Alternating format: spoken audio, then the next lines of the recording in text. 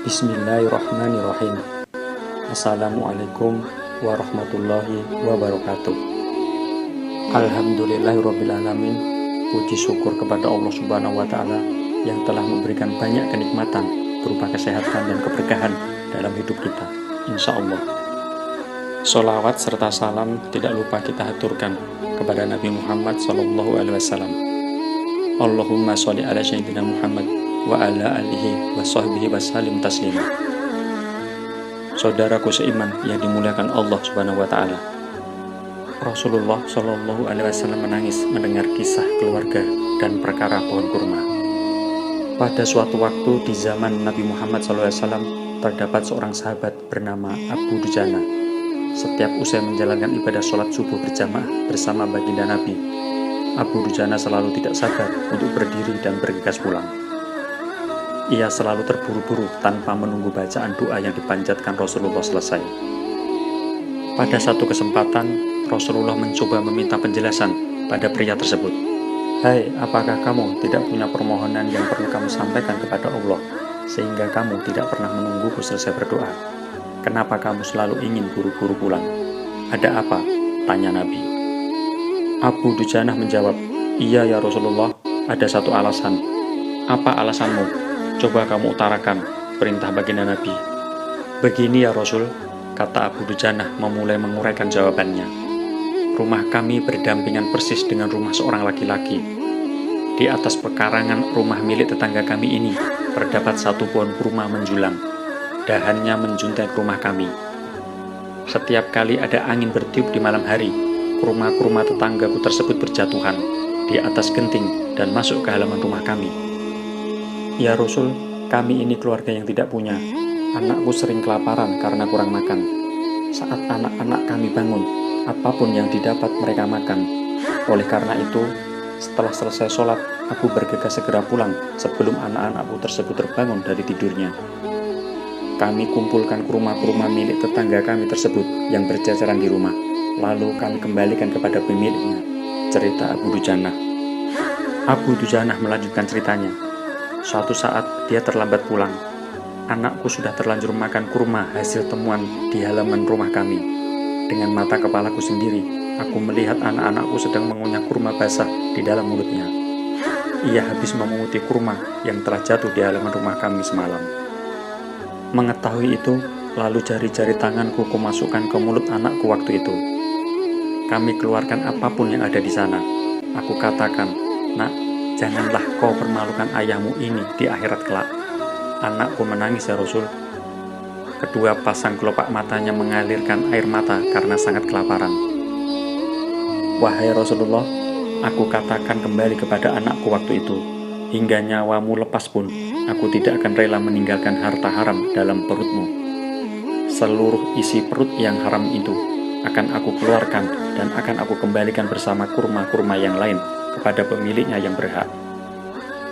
Kedua mata Rasulullah sontak berkaca-kaca, lalu butiran air mata mulianya berderai begitu deras, dan Rasulullah tidak bisa menahan tangisnya.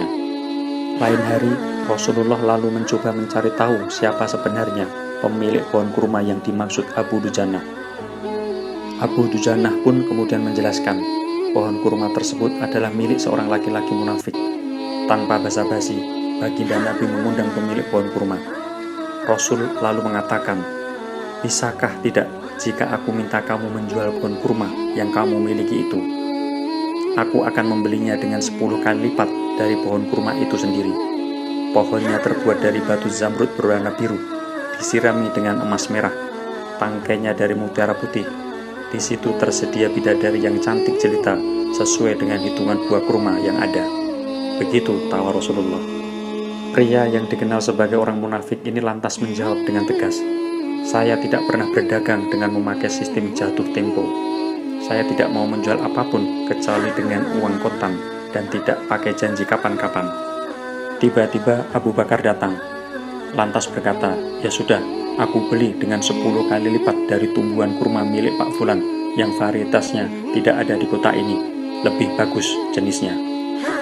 Si munafik berkata kegirangan, "Ya sudah, aku jual." Abu Bakar menyahut, "Bagus, aku beli." Setelah sepakat, Abu Bakar menyerahkan pohon kurma kepada Abu Dujana seketika. Rasulullah kemudian bersabda, "Hei Abu Bakar, aku yang menanggung gantinya untukmu." Mendengar sabda Nabi ini, Abu Bakar bergembira bukan main.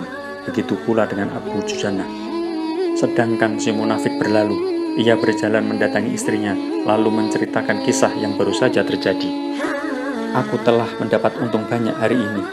Aku dapat 10 pohon kurma yang lebih bagus. Padahal kurma yang aku jual itu masih tetap berada di pekarangan rumahku. Aku tetap yang akan memakannya lebih dahulu, dan buah-buahnya pun tidak akan pernah aku berikan kepada tetangga kita itu sedikit pun."